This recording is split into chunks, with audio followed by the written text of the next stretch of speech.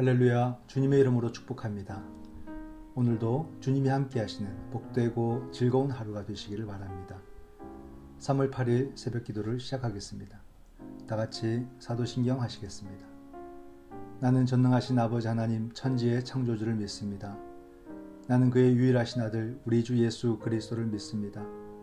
그는 성령으로 잉태되어 동정녀 마리아에게서 나시고 본디오 빌라도에게 고난을 받아 십자가에 못 박혀 죽으시고 장사된 지 사흘 만에 죽은 자 가운데서 다시 살아나셨으며 하늘에 오르시어 전능하신 아버지 하나님 우편에 앉아 계시다가 거기로부터 살아있는 자와 죽은 자를 심판하러 오십니다.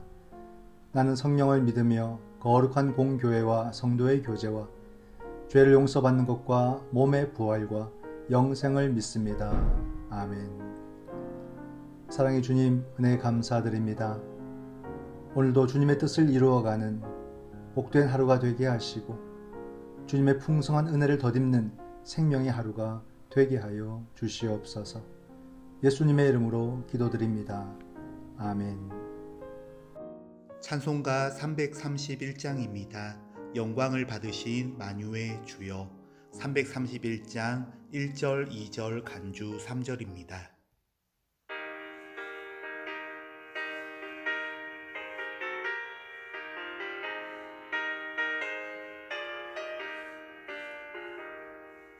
영광을 받으신 만유의 주여, 우리가 명령을 따르리다.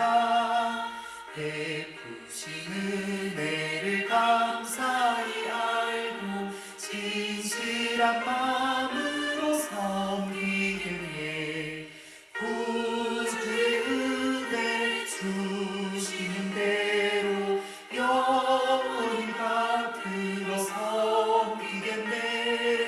찬송하겠네, 찬송하겠네. 생명을 주시는 구주로다. 구주를 높이고 잘 공경하여 온유한 마음으로 섬기리다. 주 예수 안에서 즐거워하며 충성을 다하여 섬기겠네. 구주의 은혜 주시는 대로 영원히 받들어 섬기겠네. 찬송하겠네, 찬송하겠네. 생명을 주시는 구주로다.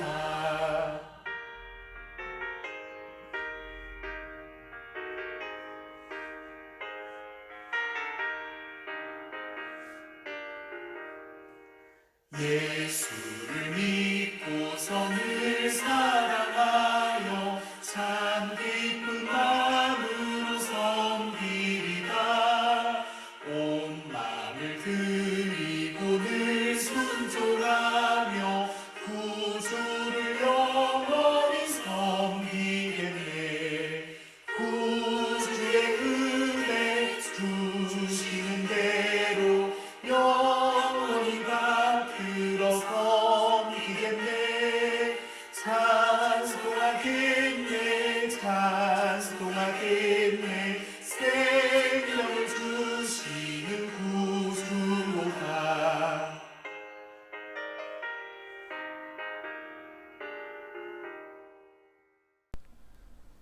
성경 말씀 마태복음 21장 23절에서 32절 말씀입니다. 마태복음 21장 23절에서 32절 말씀입니다. 예수께서 성전에 들어가 가르치실새 대제사장들과 백성의 장로들이 나와 이르되 내가 무슨 권위로 이런 일을 하느냐? 또 누가 이 권위를 주었느냐?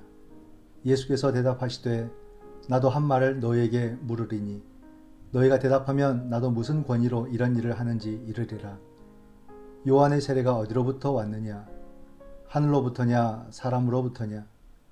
그들이 서로 의논하여 이르되 만일 하늘로부터라 하면 어찌하여 그를 믿지 아니하였느냐 할 것이요 만일 사람으로부터라 하면 모든 사람이 요한을 선지자로 여기니 백성이 무섭다 하여 예수께 대답하여 이르되 우리가 알지 못하노라 하니 예수께서 이르시되 나도 무슨 권위로 이런 일을 하는지 너희에게 이르지 아니하리라. 그러나 너희 생각에는 어떠하냐? 어떤 사람에게 두 아들이 있는데 맏아들에게 가서 이르되 예 오늘 포도원에 가서 일하라 하니 대답하여 이르되 아버지 가겠나이다 하더니 가지 아니하고 둘째 아들에게 가서 또 그와 같이 말하니 대답하여 이르되 실소이다 하였다가 그 후에 뉘우치고 갔으니 그들 중에 누가 아버지의 뜻대로 하였느냐?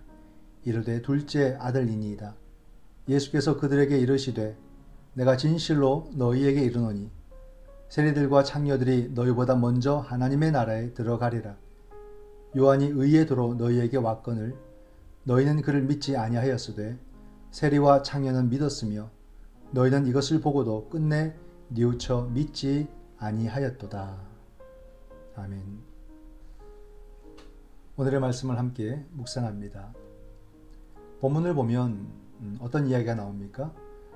대제사장들과 장로들이 성전에서 사람들을 가르치시는 그 예수님에게 질문을 해요. 무슨 권위로 이런 일을 하느냐 이렇게 묻습니다. 의도가 뭐가 있겠습니까? 바로 예수님 때문에 자신들의 입지가 줄어들었기 때문입니다. 그러자 예수님께서 역으로 질문을 하시지요. 요한의 세례가 어디서 왔는지 말해주면 예수님의 권위도 어디로부터 왔는지 말해주겠다고 하십니다. 그런 후에 예수님은 말로만 의롭고 삶을 행하지 않는 저들을 책망하시고 세리와 창녀들의 믿음을 더 칭찬하시면서 그들이 하나님 나라에 먼저 들어갈 것을 말씀하고 계십니다. 본문 해설을 봅니다. 예수님 당시에는 성전에서 가르칠 권한을 가진 사람이 정해져 있었습니다. 자격이 주어지지 않은 예수님이 성전에서 가르치시자 종교 지도자들이 무슨 권위로 또 누구의 위임을 받아서 가르치는지 묻습니다. 곧 우리가 그 같은 권위를 준 적이 없기 때문에 너가 성전에서 가르치는 것은 불법이다. 이런 뜻이죠. 예수님은 요한의 세례가 하늘로부터 온 것인지 사람들로부터 온 것인지 되물으십니다. 어느 쪽으로 답할 처지가 아님을 안 그들은 답변을 거부합니다. 예수님도 그들 물음에 답하지 않으셨지만 우리는 그분이 어떤 권위로 행하셨는지 압니다. 요한의 세례가 하늘로부터 온 것처럼 예수님의 권위도 하나님으로부터 온 것입니다. 질문을 보면 세례 요한에 관한 예수님의 물음에 종교 지도자들은 어떻게 대답을 했습니까? 예수님의 권위를 인정하는 것과 인정하지 않는 것은 어떤 차이를 가져올까요? 네, 이 말씀을 보게 되면은 밑에서 세 번째 줄 끝에 우리는 그분이 어떤 권위로 행하셨는지 안다. 요한의 세례가 하늘로부터 온 것처럼 예수님의 권위도 하나님으로부터 온 것이다 라고 말을 하고 있습니다. 대제사장과 장로들은 권세에 대한 질문을 했습니다. 이 질문을 하면 예수님이 올무에 딱 걸릴 것이다 라는 생각을 했던 거죠. 만약 예수님께서 그 권세가 하나님으로부터 왔다라고 하면 신성 모독죄로 몰아갈 것이고 또 사람에게서 왔다라고 하면 산헤드린 공의가 그런 권위를 준 적이 없기 때문에 고발할 것입니다. 근데 여기에 대해서 예수님은 요한에 대한 질문을 하면서 그들로 하여금 답변을 할 수 없는 난처한 상황을 만들어 버리시죠. 근데 보십시오. 그러나 사실 요한을 언급하신 것은 예수님께서 암묵적으로 사실 그 질문에 답변하신 거예요. 왜냐하면 예수님은 마태복음 3장과 또 마태복음 11장에 보면 요한을 하나님으로부터 온 선지자라고 밝히십니다. 따라서 요한이 하나님으로부터 왔다면 요한이 예수님을 자신보다 능력 많은 분이라고 고백했고 또 요한이 죽기 전에 감옥에 있을 때 자기의 제자들을 예수님에게 보내서 메시아됨을 확인하는 질문을 했지요. 이것을 통해서 바로 그 예수님은 더더욱 하나님으로부터 오신 분이 맞다라는 답변을 하고 있는 것입니다. 그렇습니다. 예수님의 권위의 그 근거가 하나님이시라면 오늘날 그리스도인의 권위의 근거는 어디에 있을까요? 바로 예수님에게 있다는 것을 알아야 됩니다.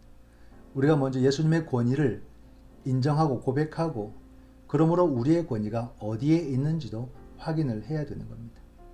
우리의 말과 행동은 바로 예수님의 말씀에 근거할 때만 이런 권위가 드러나게 됩니다. 이 권위의 바탕을 잘 알아야 되죠.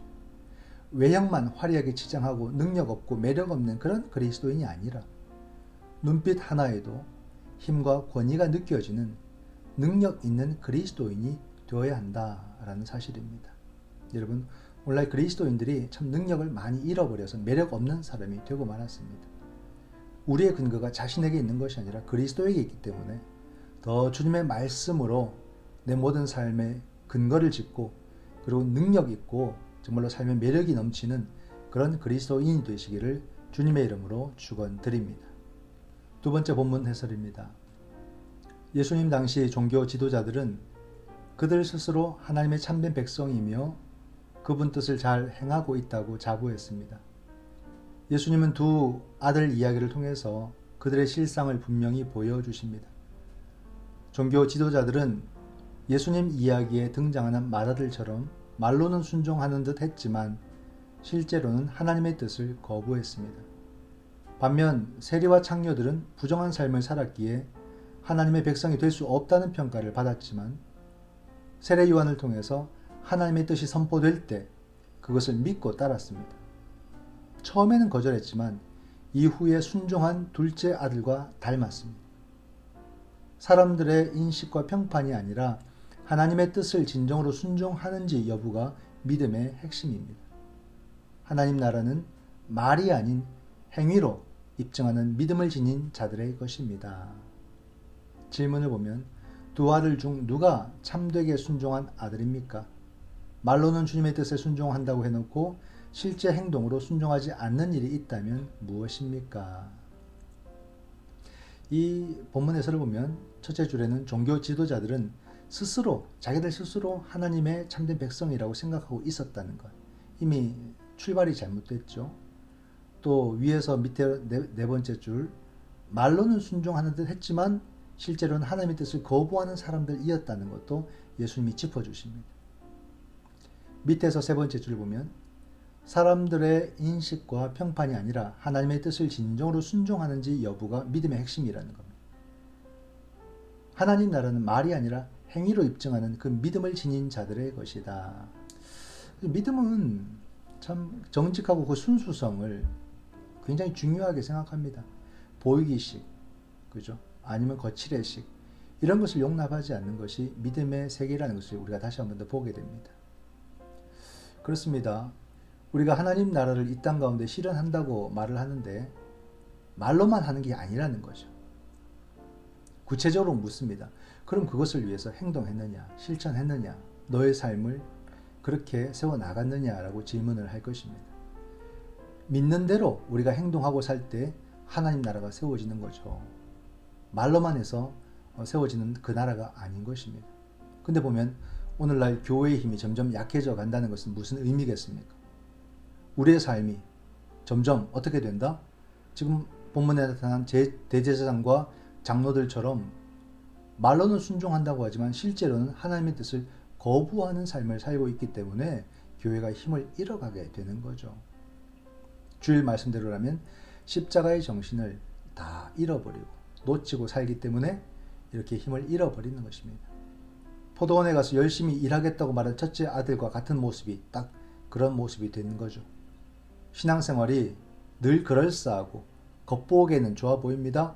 그러나 그 속마음은 순종할 의지가 전혀 없는 불순종의 상태라는 것을 말해줘요.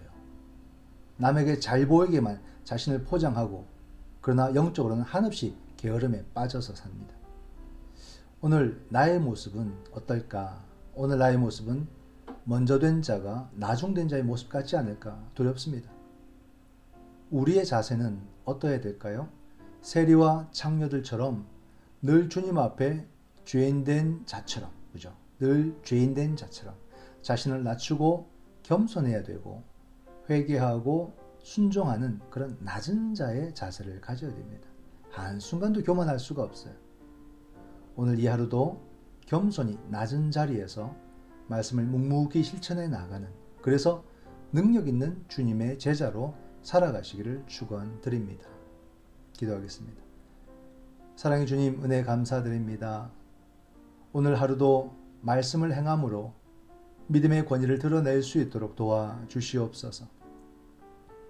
믿음으로 사는 즐거움과 행복을 느끼게 해주시고 신앙의 기쁨을 경험할 때마다 더 겸손한 종이 될 수 있도록 나를 도와주시옵소서. 오늘 하루도 주님의 기쁨이 되고 모든 사람들의 위로가 되기를 원하오며 예수님의 이름으로 기도드립니다. 아멘. 지금은 우리 주 예수 그리스도의 은총과 아버지 하나님의 크신 사랑과 성령 하나님의 위로교통 하나 되게 하심이 겸손하면서도 능력 있는, 낮아지면서도 모든 이들을 바른 길로 인도하기를 원하는 사랑하는 주의 자녀들과 저들의 가정 위에 지금부터 영원토록 함께 하시기를 축원하옵나이다. 아멘. 이 시간 우리가 함께 드릴 기도의 제목들은 먼저 말씀을 생각하면서 기도하기를 원합니다. 먼저 된 자로서 나중되는 그런 안타깝고 어리석은 자가 되지 않도록 나를 도와주시고 늘 말씀 따르기를 기뻐하는 종이 되게 하여 주시옵소서. 그러므로 말과 행동에 그리고 삶의 권위가 있는 그런 멋있는 성도가 되게 하여 주시옵소서. 또한 코로나의 종식과 일상의 회복을 위해서 기도합니다. 코로나 백신이 접종되는 가운데 있습니다. 속도가 더 빨라져서 모든 국민들이 속히 접종받을 수 있도록 도와주시고 또한 안전하게 진행이 되고 안타까운 소식들이 들려오지 않도록 성령 하나님 돌보시고 지켜주시옵소서. 그리고 우리의 가정을 위해서 기도합니다. 우리의 가정이 주님의 능력으로 인도받게 하시고 가정에서 간구하는 모든 기도의 제목들이 주님의 계획과 섭리 가운데 있게 하시며 기도가 응답받는 은혜를 허락하여 주시옵소서. 이 시간 믿음의 실천으로 말미암는 삶의 권위가 있는 그런 제자가 되도록 코로나 백신 접종의 안전과 또 신속히 이루어지도록 그리고 우리 가정의 기도 제목을 가지고 함께 기도하시겠습니다.